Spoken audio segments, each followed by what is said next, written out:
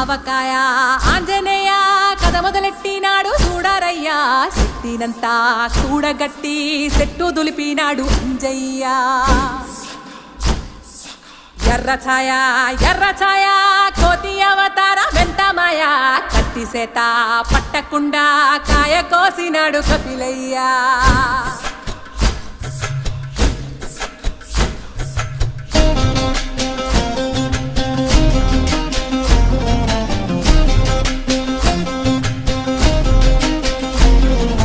అంజనమ్మ ముందు పంజుల్ పుంజుల్ సీడి మామిడి ముక్కలు కుప్పల్ తెప్పల్